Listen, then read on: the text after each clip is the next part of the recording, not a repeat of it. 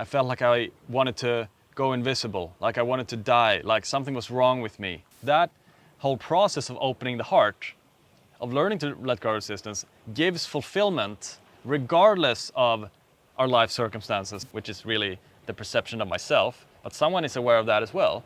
That thing is also just a thought, really, when you think about it. There's nothing to solve, nothing to do, nothing to put in effort, nothing to move towards, nothing to become. It's all here, all the time, regardless of what happens and appears. What does it mean to live with an open heart? An open heart means that we are basically not resisting anything in life. We are completely fine with what is. And when we learn to do this the first time, when we learn to live a life free from resistance, it's going to take some practice because there will be a lot of stored emotions there. Fear, shame, guilt, sadness, anger, apathy, you name it, all of them. And we will be scared of facing that because we have this idea that pain is somehow dangerous to us.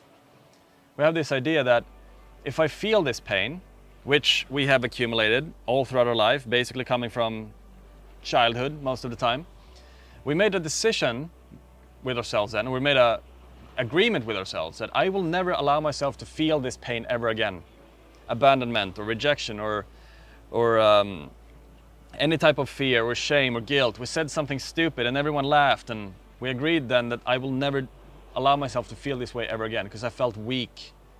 I felt like I wanted to go invisible, like I wanted to die, like something was wrong with me. And this is unacceptable. I'm not allowed to feel this way anymore. And so we built walls to protect ourselves from all this pain that we face in everyday life. And that is really the thing that keeps us on the edge of something all the time. It's this thing that keeps us stuck in a never-ending sort of state of survival, fight or flight. Pain is unacceptable. We feel the need to apologize for having a bad day. I'm not myself today, we say. And so we resist that and we say, oh, maybe I should go and drink some alcohol or smoke some weed or jerk off or eat some junk food so that I can make myself feel better again. Because these things makes me feel better. It gives us pleasure, but it doesn't make us feel better in any way. We actually feel guilty on top of the pain for doing things that we know that we shouldn't do. Just because of this deeply ingrained behavior in resisting pain that we all have as humans. It really develops in childhood all the way up through adolescence. And we never get taught in schools how we can actually break ourselves free from this. And that missing piece, the missing link there, is living with an open heart. Learning to feel pain without resistance.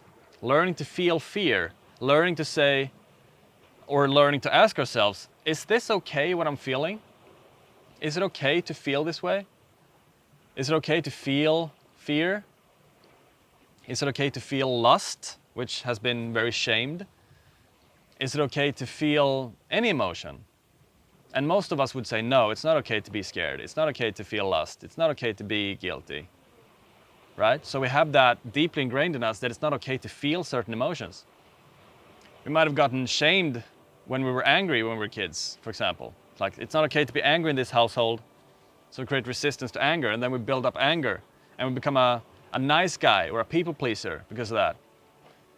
Creating so much tension, so much turmoil, so much suffering.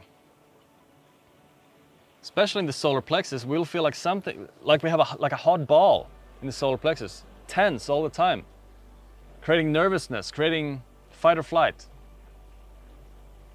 And so living with an open heart, though, it means that we are absolutely okay with anything that arises all the time. And of course, living with an open heart does not mean that we don't feel fear or pain or any of the bad emotions that we typically label as bad. It means that we're just okay when it arises. And fact is that when we do live with an open heart, we will not feel fear nearly as much as we do nowadays. Because if you ask yourself, when was fear actually rational last time in your life? When were you actually threatened last time in your life? And you probably don't even remember. It's like, oh, maybe when, I don't know, 20 years ago when I was almost hit by a car or something, right? And how often do we feel fear outside of that? All the time, every day, almost, right? I need to do this thing, I need to do that, otherwise this thing will happen. I need to pay the bills, I need to do this, I hope I didn't say something stupid. I wish I didn't say that back 5 years ago, whatever. And I need to control my life so that this worst case scenario that I walk around thinking about all the time doesn't happen. Worry, stress, oh, I need to be over there, I'm over here, but I want to be over there. Tearing ourselves apart from the inside all the time. With fear. Resistance to life, resistance to what is. Thinking that I should be somewhere else that I'm at right now. Where I'm at is not enough, I need to be somewhere else. And then when I'm over there, somewhere else, then I'll be happy. I won't have to feel this resistance, I won't have to feel this fear or pain anymore. But how is that supposed to happen? Even if you achieve all your dreams, you'll still have the same insecurities. You'll still have the same emotions. Fear will still feel the same. Let's say that you become a billionaire, if that's a goal of yours, or whatever goal you have, let's pick that goal. That happens now, boom, you achieve that goal. You'll still be the same person. Every emotion will still feel exactly the same. Gratitude will still feel exactly the same. Inspiration, motivation will still feel exactly the same. Love, peace, freedom, joy, meaning will still feel exactly the same. As well as all the ones that we label as bad. Shame, fear, guilt, sadness, anger, apathy, hopelessness, restlessness, stress, worry, anxiety will still feel exactly the same if you achieve your goal right now. You'll still be the same person. It's not going to fix anything in your life except that you will feel, well, you will be on a new spot, of course, and you will feel like you have achieved something, but it's not going to give you lasting happiness. Unless you learn to stop resisting life, then you will actually start to feel fulfilled, because that whole process of opening the heart, of learning to let go of resistance, gives fulfillment regardless of our life circumstances or events or our achievements or our relationships. We feel fulfilled regardless with an open heart. We won't feel like we need to do something all the time to prove ourselves worthy of our own being, because we're already worthy, because we're living with what is. This thing that is here is, first of all, it's never been anywhere else but here. This thing has always been here. It's the only thing that has never changed. The present moment, experiences, thoughts, people, emotions, all of that change, come and go. But this thing, the present moment that I'm in right now, has always been here. And when we learn to see that with an open heart, fulfillment will be ours all the time. And that is the best life ever. We will actually be able to allow ourselves to rest. We will actually be able to feel this sensation that we think that retirement will give us. Just like, no more, I'm done. That is the sensation that we will find when we live with an open heart. And how can we do this? Well, it's kind of, obviously it takes practice. It can take some practice, because sometimes it will feel like we are dying, or that we are losing our mind, or that we will lose something, because this pain that we have accumulated for so much time, that we're resisting all the time, is sort of, we believe ourselves to be this pain. It's a part of us because it's been there for so long. Maybe sometimes we're not even aware of how deep this goes.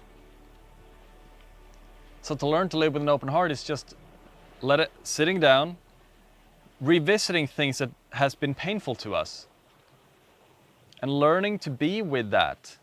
If you can visualize it, you can see the pain ahead of you, and then you as the observer of the pain, watching each other. That's all we need to do, really. First, we'll look at the pain, we'll look at the thing that we resist, we'll look at the resistance as well, because the interesting thing with the resistance is that we resist resistance as well. We don't want to feel resistance. But we can look at the entire thing that we don't enjoy, that we resist, and we look at it and we say to ourselves that, okay, it's there, I'm okay with that, it's there, it's been there for as long as I can remember, and I've been resisting it for as long as I can remember. I'm fine with that being there now. I see it, I recognize it. And then what we can do is to reveal ourselves to that. So can I allow myself to be seen by that resistance or pain? Can I allow my heart to be seen by that? Yeah, maybe I can. I guess I can. Okay, so we're having a stare down right now with the pain, with the resistance. We're looking at it, and it's looking at us. And it feels good to acknowledge that. It's like saying okay to this part of ourselves. I'm okay. It's okay to feel this way. It's okay to have this pain. It's okay to be scared. It's okay to be feeling guilty. It's okay to have these emotions. Because I'm human.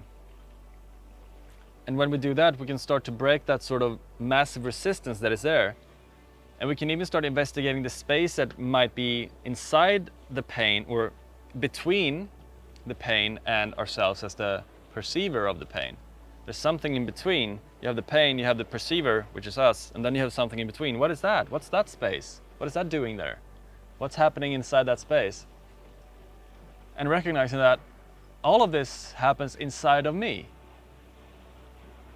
All of it happens inside of me. Why am I trying to get rid of it? Why am I trying to resist myself? Right? It's not inherently what I am, because I am the noticer of the pain and the noticer of the perceiver of the pain, which is really the perception of myself. But someone is aware of that as well. That thing is also just a thought, really, when you think about it. So you can become aware of the entire thing, that there's something happening here, an activity going on here that I'm resisting.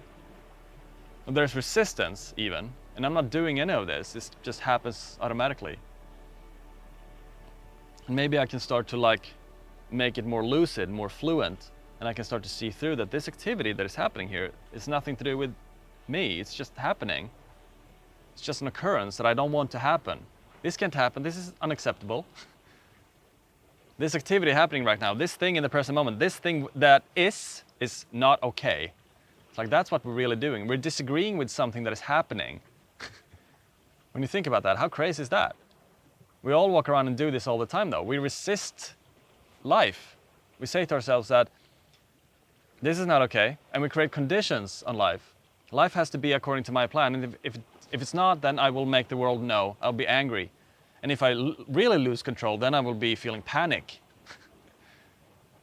Why do we do that? We walk around and disagree with things all the time. And we're not aware of this process. We're not aware of this activity, that it's all happening. And all we can do, it's like if we can actually identify from the entire happening, I'll just create more peace in myself. I'll be fine regardless. I will be fine with what is, and I will start agreeing with life. A byproduct of opening the heart, learning to feel the heart, live from the heart. There's no enemy everywhere, anywhere, I mean. There's no enemy anywhere. It's all happening here. In fact, is that everything happens inside of us, inside of you. There's no enemy. And when we can learn to see that, we'll start to agree with everything. Can I agree with the fact that I do perceive that there is an enemy? I'm in here somewhere. This is my inner world. I need to protect this inner world from the outer world, the big, scary outer world that is always causing me harm. I need to protect myself from this harm that is created in the external world here. It's dangerous out here. But I don't see what's really going on. I'm just protecting myself from illusions all the time. I'm living stuck in a dream, in a worst case scenario, trying to prevent these things from happening, which is basically which are just thoughts, illusions, convincing us that you need to think these thoughts, you need to prevent these thoughts from happening, keeping us stuck in a never-ending loop of resistance. Never being present. It's much easier to be present because it takes no energy whatsoever. There's nothing to solve, nothing to do, nothing to put in effort, nothing to move towards, nothing to become. It's all here all the time, regardless of what happens and appears. For coaching inquiries, if you want help with all these matters I'm talking about, if you're interested in this, click the first link in my description and apply for my coaching. If you're interested in exercises or guided meditations or ebooks, stuff like that, I got a Patreon, the second link that is. Thank you for watching. Subscribe if you want to. If this resonated with you, like and comment as well. And I see you in the next video.